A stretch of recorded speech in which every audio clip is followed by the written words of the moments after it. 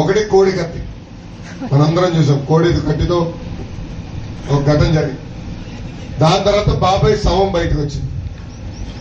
ఇది ఇప్పుడు గులక రైతు, ఇది స్పెషల్ రైతు, స్పెషల్ రైతు. నిజంగా చెప్తున్నా, అలాంటి రాళ్ళతో మనం రోడ్ వేస్తే అద్భుతంగా ఉంటుంది. అది ఏంటో కనుక్కోవాలి. ముఖ్యమంత్రి గారికి తగిలింది, ఓకే ఎవరో వేస్తారు అనుకున్నాం. ఆయనకి తగిలి వెళ్ళి వెల్లంపల్లి గారికి ఈ కన్నులో తగిలిందంట. దాని తర్వాత వెళ్ళి మళ్ళీ ఈ కన్నులో తగిలిందంట. మళ్ళీ ఇంకొక ఇద్దరు తగిలి కింద పడిందంట. ఇది నేను చెప్తాం కాదు.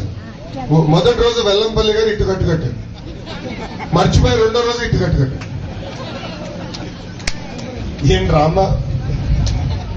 మళ్ళీ ఈయన బస్ యాత్ర జరిగే వరకేమో కట్టుండే, ఇక్కడ ఏదో కట్టాడు పెద్ద. ఆ ప్యాచ్ కూడా ముందల రోజు చిన్నది, పాదయాత్ర రోజులు పెరిగి అది పెద్దగా అయిపోయింది. ఓకే అయిపోయింది. నిన్నేదో ప్రెస్ మీట్ పెట్టాడు, రాక రాక ప్రెస్ మీట్ పెట్టాడు. కనీసం ఒక చిన్న గాయలేదు, మొత్తం పోయింది. మ్యాజిక్. అసలు గులకరా ఎంత పవర్ఫుల్. తగిలింది, రక్తం గారింది, మరి గాయం మట్టుకు లేదు, మొత్తం పోయింది. స్పెషల్ గులకరాయి. క్రికెట్ బాల్ లాగా ఇక్కడ తగిలి పక్కనోడు తగిలి అంత 10 మంది తగులు తగిలింది గులకరాయి. నిజంగానే జగన్మోహన్ రెడ్డి గారికి భాస్కర్ అవార్డులు ఇవ్వాలి. ఆస్కర్ కన్నా భాస్కర్ అవార్డులు ఇస్తే అద్భుతమైన నటుడి కింద ఆయనకి అవార్డు ఇవ్వచ్చు.